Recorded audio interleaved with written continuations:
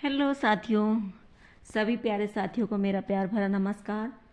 साथियों, जैसे कि आप सभी को पता है कि हमारी कहानी यूनिट 7 चल रही है और आज एक नई कहानी के साथ फिर उपस्थित हैं आप सभी के साथ, नई उड़ान नई ऊर्जा के साथ। हमारे यूट्यूब चैनल पर आप सभी का बहुत बहुत स्वागत है।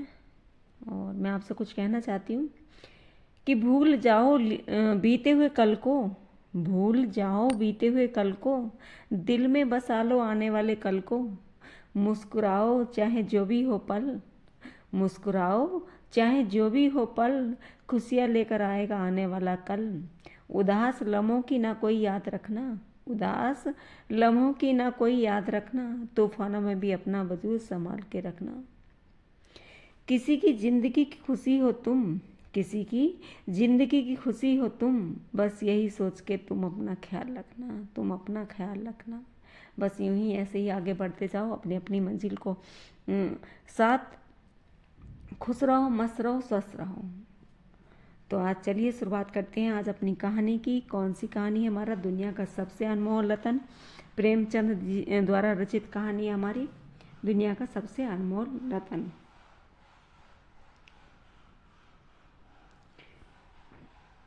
प्रेमचंद जी के बारे में थोड़ी बेसिक जानकारी हम करते हैं, थोड़ी बेसिक सी बातें हम कर लेते हैं अभी। प्रेमचंद कहानीकार के रूप में जाने जाते हैं। प्रेमचंद का मूल नाम धनपत राय था, जबकि उनको नवाब राय नाम से उनके ताऊ उन्हें बुलाते थे। नवाब राय की पहली कहानी, यानी जो नवाब राय उनका नाम रखा उनके ताऊ ने, उनको जो नाम दिया था उस नाम से उन्होंने सबसे पहली कहानी लिखी, तो दुनिया का सबसे अनमोल कहानी लिखी गई, जिसका प्रकाशन वर्ष था 1907। और जो किस भाषा में लिखी गई, तो उर्दू में लिखी गई। क्योंकि यहाँ से भी प्रश्न बन जाता है कि प्रेमचंद जी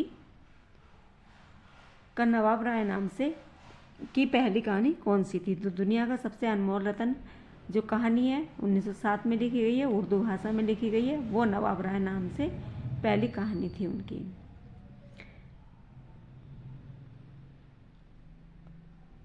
नवाब राय नाम की प्रथम उर्दू कहानी संग्रह की बात करें तो संग्रह हमारा कौन सा है? सोजे वतन। संग्रह क्या होता है? संग्रह में कई सारी कहानियों को कलेक्ट करके, कहानियों को इकट्ठा करके उसमें रखा जाता है, उसको संग्रह बोला जाता है। तो सोजे वतन जुलाई 1908 ईस्वी में कानपुर में जमाना प्रेस से प्रकाशित हुआ था, जिसकी कहानियाँ देश प्रेम से परिपूर्ण थी। यानी कि जो सोजे वतन था उसमें जितनी भी कहानियाँ लिखी गई वो कैसी थी? वो देश प्रेम से परिपूर्ण थी। इसमें कितनी कहानियाँ लिखी गई? तो कुल 5 कहानियाँ इसमें हैं हमारी। कौन कौन सी हैं?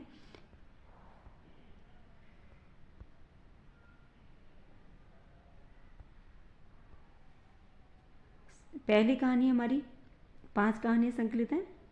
पहली कहानी सांसारिक प्रेम और देश प्रेम, इसके दुनिया व हुब्बे वतन, जिसको उर्दू में हम बोलते हैं क्या? इसके दुनिया हुब्बे वतन। दुनिया का सबसे अनमोल रतन दूसरी कहानी थी हमारी। तीसरी थी हमारी शेख मखमूर। और चौथी हमारी यही मेरा वतन है। और 5वां सीले मातम शोक का पुरस्कार, जिसको कहा गया। यानी प्रश्न यहाँ से भी पूछा जा सकता है कि प्रेमचंद की कौन सी ऐसी कहानी है जिसको शोक का पुरस्कार कहा गया? तो सीले मातम को शोक का पुरस्कार कहा गया है।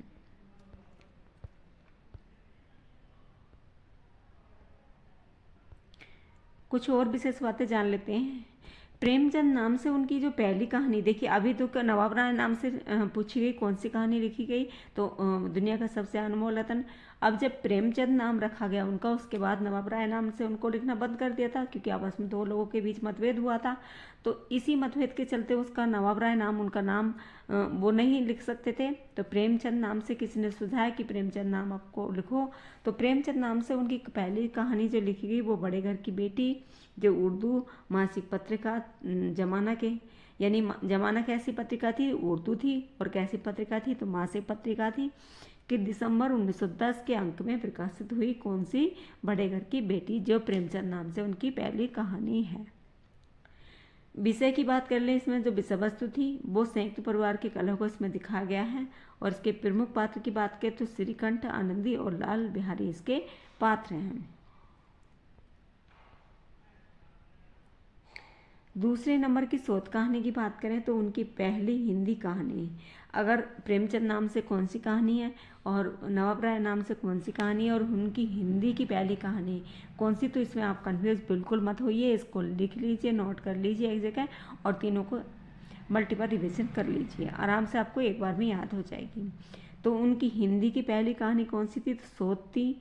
हिंदी की प्रसिद्ध पत्रिका सरस्वती के दिसंबर 1915 में। अभी का पहले कौन सी वाली उसमें हो रही थी प्रकाशित, तो वो जमाना में हो रही थी। अब ये किस में हुई है, तो ये सरस्वती पत्रिका में है ना।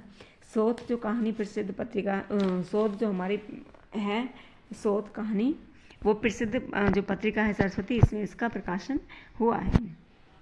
इसके विषय की बात करें तो आदर्शवादी कहानी है, नारी के उच्च आदर्श को दिखाया गया है। इसके पात्रों की बात करें तो रजिया है, रामू है, दासिया है। रजिया, रामू और दासिया। और आगे बात करते हैं तो बच्चन सिंह ने भाई इसको नहीं माना है। बच्चन सिंह ने माना है पंच परमेश्वर को। 1916 में उनकी पहली कहानी हिंदी कहानी को माना है।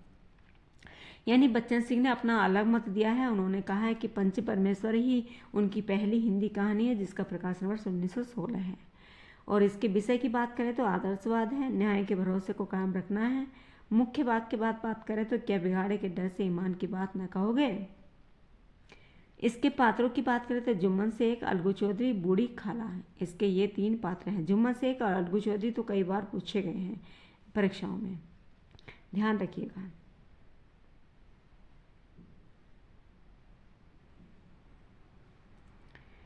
अब इनके प्रथम कहानी संग्रह की बात करें। संग्रह जैसा कि मैंने अभी बताया, कई सारी कहानियों का संग्रह होता है एक साथ, उसमें सेलेक्ट कई सारी कहानियों को सेलेक्ट करके रखा जाता है। उसमें मतलब छोटा संग्रह भी होता है, कभी कभी बड़ा संग्रह भी होता है। तो संग्रह ऐसा संग्रह होता है जिसमें कई चीज़ों को एक साथ रखा जाता है, तो संग्रह, इसलिए इसका नाम संग्रह है। तो सप्त सरोज इनका पहला संग्रह है, कहानी संग्रह 1917 में प्रकाशित हुआ था इसको। और इसमें संकलित कहानियाँ कितनी थी, तो 7 कहानियाँ संकलित थी। इसमें बड़े घर की बेटी, शोध, सज्जनता का दंड, पंच परमेश्वर, नमक का दरोगा। तो कितनी कहानियाँ इसमें, 5 कहानियाँ सप्त सरोज में। बड़े घर की बेटी, शोध, सज्जनता का दंड, पंच परमेश्वर, नमक का दरोगा, है ना। कुछ और बातें कर लें इनकी। प्रसिद्ध जो बंगला साहित्यकार है हमारे शरतचंद जी, शरतचंद जी ने प्रेमचंद को क्या कहा है, कथा सम्राट की उपाधि उनको दी है। यानी बंगला साहित्यकार हमारे शरतचंद जी हैं, उन्होंने प्रेमचंद को कथा सम्राट की उपाधि दी है। डॉक्टर रामविलास शर्मा का क्या मानना है, तो डॉक्टर रामविलास शर्मा का मानना है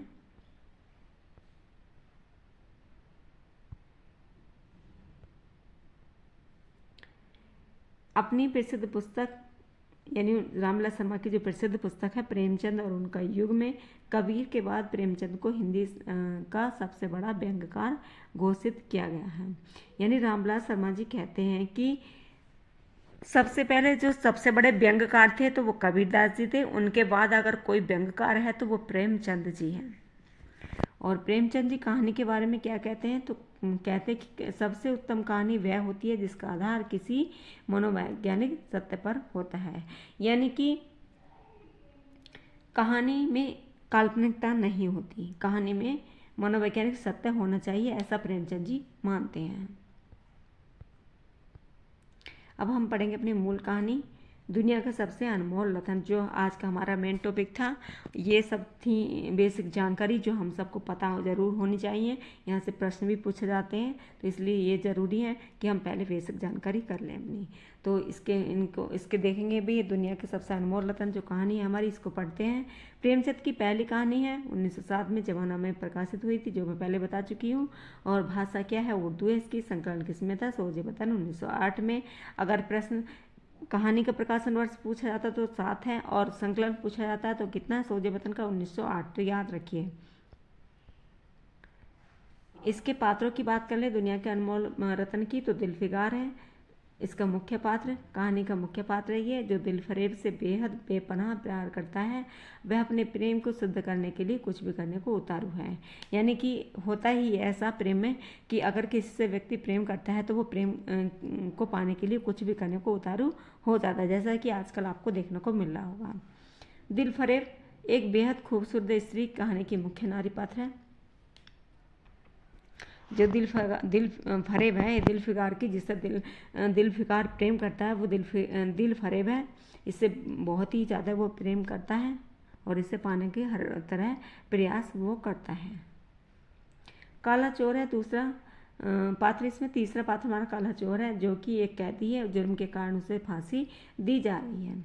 एक बुजुर्ग व्यक्ति है जो दिल फिगार की हौसला अफजाई करता है, यानी दिल फिगार एक बार परेशान हो जाता है, वो मरना चाहता है, तो उसको एक बुजुर्ग व्यक्ति है जो उसको मिलता है, वो कहता है कि पूर्व दिशा की तरफ जा, वहाँ तुझे तेरा रास्ता दिखाई देगा।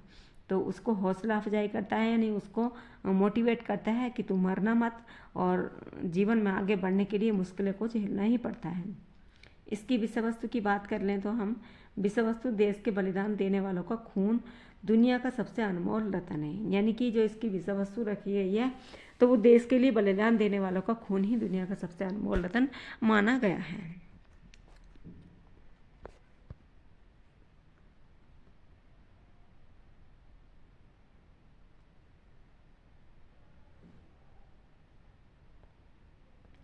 दिल फिकार एक कटीले पेड़ के नीचे दामन चौक के लिए बैठा हुआ खून के आंसू बहा रहा। वह सौंदर्य की देवी यानी मलिका जो उसकी मलिका थी, दिल फरेब के सामने जान देने वाला प्रेमी था। उन प्रेमियों में नहीं जो इतने तथे फुलेल के बस्कर में शानदार कपड़ों से सजकर आशिक के बेस में मासूकियत की दम भरते हैं, बल्कि उन सीधे साधे भोले भाले फिदाइयों में जो जंगल और पहाड़ों से सर टकराते हैं।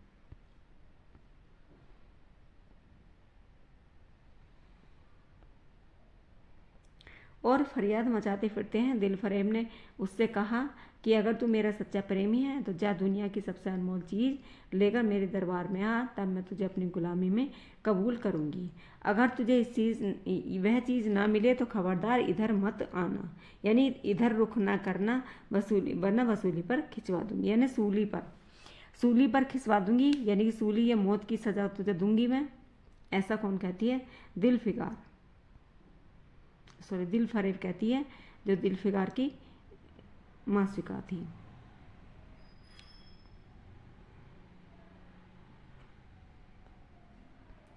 आसमान के तारे निकल आए थे। दिल फिगार एकाएक खुदा का नाम लेकर उठा और एक तरफ चल खड़ा हुआ, भूखा प्यासा, नंगे बदन, थकन से चूर, वर्षों वीरानों और आबादियों की खाक छानता फिरा।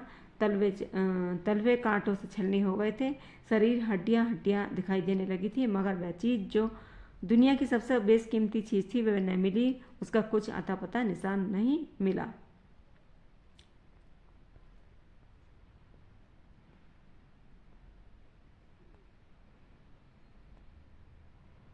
एक रोज वह भूलता भटकता एक मैदान में जा गिरा, जहाँ हजारों आदमी गोल बांधे खड़े थे। बीच में कई अमामे और चौरे वाले दड़ियाल काजी असरादे शान से बैठे हुए आपस में कुछ सलाह मशवरा कर रहे थे।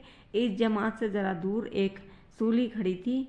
क्या देखता है कि कई लोग नंगी तलवारें लिए एक कैदी को हाथ में, जिसके हाथ में जंजीरें थी, पकड़े चले आ रहे हैं।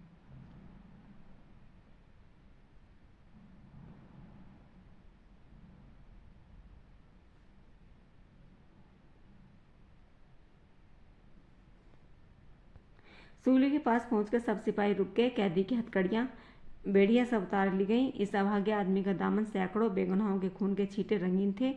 उसका दिल नेकी के ख्याल और रहम की आवाज़ से जरा भी परिचित न था। उसे काला चोर कहते थे। सिपाहियों ने उसे सूली के तख्त पर खड़ा कर दिया। मौत की फांसी उसकी गर्दन में डाल दी। जल्लादों ने तख्ता खींचने का इरादा किया। वह अभागा मुजरिम चीख कर बोला, खुदा के वास्ते मुझे एक पल के लिए फांसी से उतार दो, ताकि मैं अपने दिल की आखिरी आरज़ू निकाल लूँ। यह सुनते ही चारों तरफ सन्नाटा छा गया। लोग अचंभे में आकर ताकने लगे। काजियों ने एक मरने वाले आदमी की अंतिम याचना को रद्द करना उचित न समझा। बदनसीबी पापी काला चोर जरा देर के लिए फांसी से उतार लिया गया, यानी उसको फांसी नहीं दी गई, उसकी बात मान ली गई, उसको थोड़ी वक्त के लिए फांसी से उतार दिया गया। इसी भीड़ में एक खूबसूरत भोला भाला लड़का एक छड़ी पर सवार होकर अपने पैरों पर उछल कूदल कर फर्जी घोड़ा दौड़ा रहा था।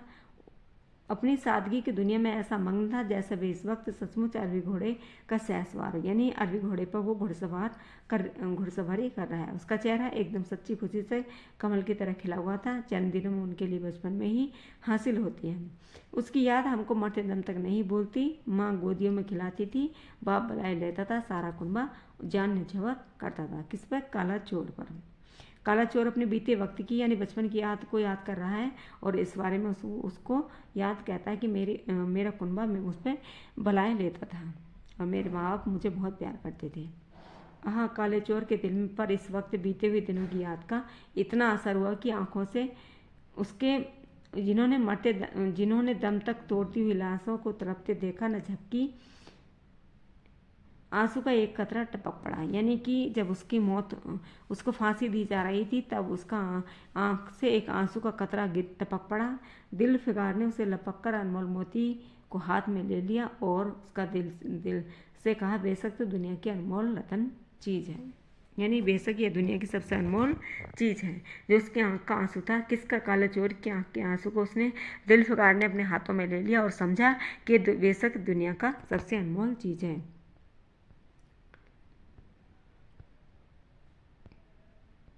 ये लेकर दिल फरेब को बताता है। वह बोली, दिल फिकार, बेशक तूने दुनिया की एक बेशकीमती चीज़ ढूंढ निकाली है। तेरी हिम्मत और तेरी सूझ की मैं दाद देती हूँ, मगर दुनिया की सबसे बेशकीमती चीज़ नहीं है।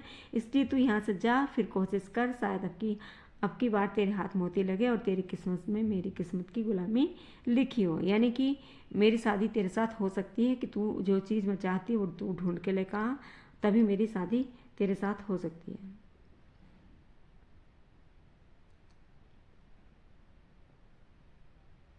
आखिर निराश होकर पागलों की तरह दोबारा एक तरफ को और चल खड़ा हुआ। दिलफिकार ने पूरब से पश्चिम तक, उत्तर से दक्षिण तक कितने ही जंगलों की वीरानों की खाक छानी। ये भी प्रश्न पूछा जा सकता है कि पूरब से पश्चिम, यानी दिशा भी पूछी जा सकती है, पश्चिम से पूरब या पूरब से पश्चिम, उत्तर से दक्षिण या फिर दक्षिण से उत्तर, ऐसे भी प्रश्न बन जाते हैं कभी कभी। और ज़्यादातर आप ऐसे ही प्रश्न बन रहे हैं तो इसको ध्यान रखिए। कभी बर्फस्तानी चोटियों पर सोया, कभी डरावनी घाटियों में भटकता फिरा, मगर जिस चीज़ की धुन थी वह न मिली। यहाँ तक कि उसका शरीर हड्डियों का ढांचा रह गया। एक रोज़ शाम के वक्त किसी नदी के किनारे खस्ता हार पड़ा हुआ था।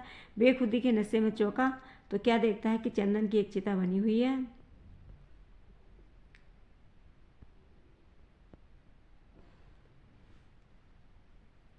चंदन की एक चिता बनी हुई है और उस पर एक युवती सुहाग के जोड़े पहने 16 श्रृंगार किए बैठी है। उसकी जांग पर प्यारे पति का सिर है। यानी कि एक स्त्री है जो उसका पति मर गया है, वो 16 श्रृंगार करके यानी सुहाग के जोड़े में अपने पति के पास बैठी हुई है। अपने पति का सिर उसने अपनी टांग पर रख रखा है। वो ऐसा देखता है उठकर। यह कहा कि चिता से खुद ब खुद एक लपक उठी। सती का चेहरा उस वक्त पवित्र भाव से आलोकित हो रहा था। चिता की पवित्र लपटें उसके गले से लिपट गई और दम के दम वह फूला सा शरीर राख का ढेर हो गया। यानी वो जो पति पत्नी थे दोनों उनको मर गए, यानी उसकी जो पत्नी थी वो भी सती हो गई अपने पति के साथ। प्रेमिका ने अपने को प्रेम पर न्योछावर कर दिया। दो प्रेमी के सच्चे, पवित्र और अमर प्रेम की अंतिम लीला आंख से ओझल हो गई। सब के सब लोग अपने घरों को लौटे तो दिलफिकार चुपके से उठा और अपने चाक दामन करते हुए, यानी अपने चाक दामन को, जो कुर्ता था उसके जो चाक दामन थे कुर्ते के, उसमें उसका राख का ढेर समेट लिया और मुट्ठी भर राख को दुनिया का सबसे अनमोल चीज़ समझता हुआ सफलता के नशे में चूर यार के कूच की तरफ चल दिया। यानी यार के कूचे की तरफ चल दिया।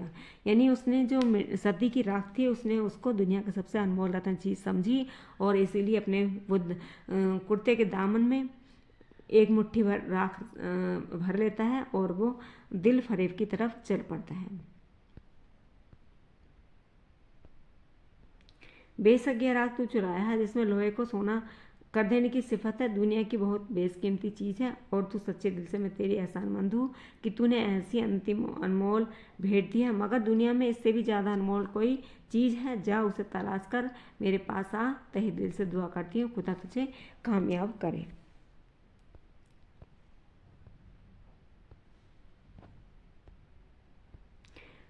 किसी समय ऐसे ऊंचे पहाड़ पर चढ़ने का साहस न कर सकता था, मगर इस वक्त जान देने के जोश में उस पहाड़ पर एक मामूली सी टोकरी पर ज़्यादा ऊंचा नज़र न आया। करीब एक वह नीचे कूद पड़े। हरे हरे कपड़े पहने हुए और हीरा वहाँ बांधे हुए बुजुर्ग का एक तहसीब दूसरे हाथ से लाठी लिए हुए उपस्थित होते हुए हिम्मत बढ़ाने वाले स्वर में बोला, दिलफिकार, नादान दिलफिकार, यह क्या बुज़ुर्ग जैसी हरकत है?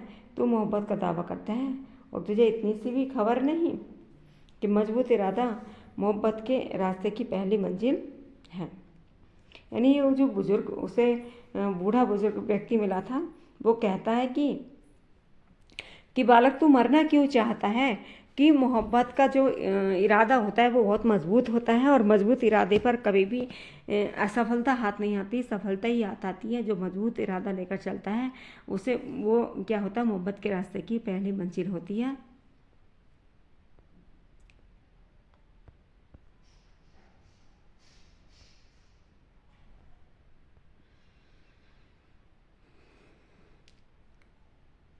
मर्द बन या हिम्मत न हार। वो कहता है बुजुर्ग व्यक्ति, मर्द बन और हिम्मत न हार। पूरब की तरफ देख, एक देश है जिसका नाम हिंदुस्तान है। यानी पूर्व दिशा में वो क्या बताता है, एक देश है जिसका नाम क्या है, हिंदुस्तान है। और वहाँ जहाँ तेरी आरजू पूरी होगी। वो बुजुर्ग व्यक्ति उसे राह दिखाता है और कहता है कि पूर्व दिशा में जा, एक वहाँ हिंदुस्तान है, वहाँ तेरी हर आरजू पूरी होगी। मुद्दत तक कांटे से भरे हुए जंगलों आग बरसाने वाली रेगिस्तान में कठिन घाटियों और अलध्या पर्वतों को तय करने के बाद दिलफिकार हिंद की तरफ सर जमीन में दाखिल हुआ। देखता है कि सारा मैदान लाश से भरा हुआ है। एक योद्धा है, योद्धा के शरीर में खून निकल रहा है।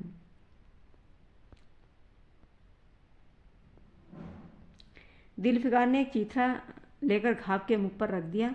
यानी जो उस सैनिक व्यक्ति था एक, वो देश के लिए मर रहा था, तो उसके जो घाव था बहुत ज़्यादा, उसको कोई चोट लगी थी, उसको गोली लगी थी, उसके घाव जो हो उसने खून बह रहा था, तो उस पर दिलफिकार ने उस पर घाव पर कपड़ा रख दिया ताकि खून रुक जाए और बोला, ए जवां मर्द, तू कौन है? जवां मर्द ने यह सुनकर आंखें खोली और वीरों की तरफ बोला, क्या तू नहीं जानता मैं कौन हूँ? तूने आज इस तलवार की काट नहीं देखी? मैं अपनी माँ का बेटा और भारत माँ का सपूत हूँ। यानी जो हिंदुस्तान में दंगे मतलब आतंकी होते हैं, एक दूसरे को मार काट चलती रहती है, तो उनकी तलवार की धार तैने नहीं देखी। वो कहता है दिलफिकार से, सैनिक, ये तूने कभी भी जो अपनी जान देने के लिए तैयार हो जाते हैं देश के लिए, वो कभी तैने सैनिक नहीं देखे क्या? वो कहता है कि मैं अपनी माँ का बेटा हूँ और भारत का सपूत हूँ।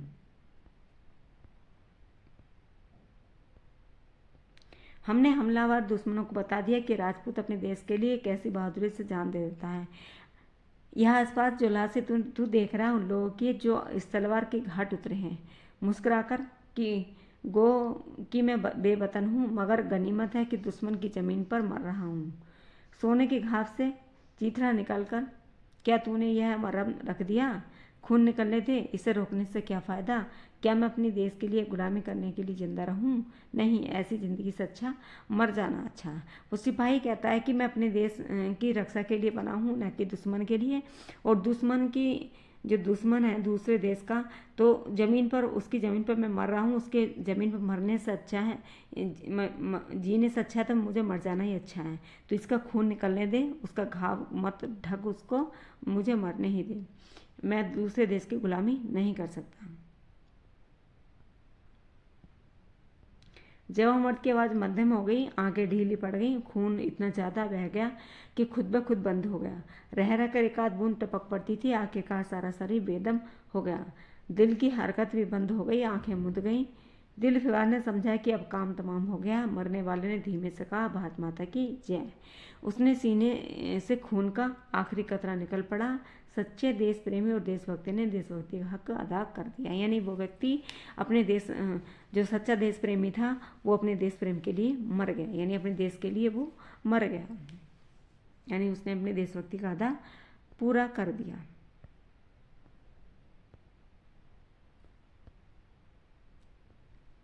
दिलफिकार पर इस दृश्य का बहुत गहरा असर पड़ा और उसके दिल ने कहा कि बेशक दुनिया में खून के इस कतरे से ज़्यादा अनमोल चीज़ कोई नहीं हो सकती। उसने फ़ौरन उस खून की बूंद को, जिसके आगे यमन का लाल भी हेज है, हाथ में ले लिया और दिलेर राजपूत की बहादुरी पर हैरत करता हुआ अपने वतन की तरफ रवाना हुआ। यानी जो सिपाही सैनिक था उसका नाम क्या था? दिलेर राजपूत। ये भी नाम याद रखिए क्योंकि यहाँ से भी प्रश्न पूछा जा सकता है कि दिलेर राजपूत था जिसकी तरफ जो क्या था, सैनिक था,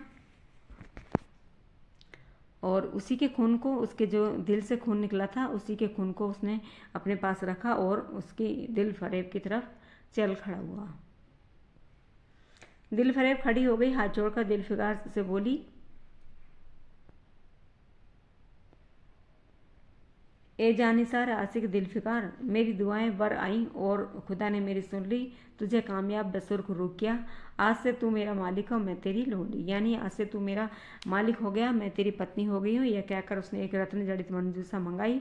उसमें एक तख्ती निकाली जिस पर सुनहरे अक्षरों में लिखा हुआ था, खून का वह आखिरी कतरा जो वतन की हिफाजत में गिरे दुनिया की सबसे अनमोल चीज़ है। जो वो चाहती थी, दिल फरेब उसकी जो प्रेमिका थी, जो मासूका थी उसकी, वो चाहती थी कि मुझे ऐसी चीज़ दिलफिकार ला के दे जिससे जो दुनिया की हिफाजत में सबसे ज़्यादा अनमोल चीज़ हो। तो वो क्या था?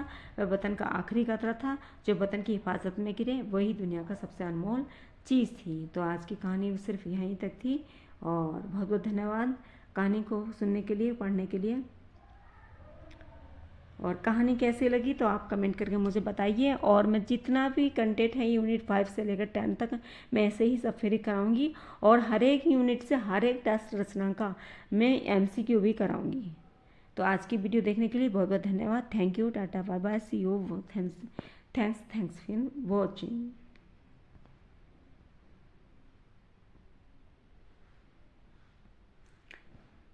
चलते हैं अपने अपने घरों को।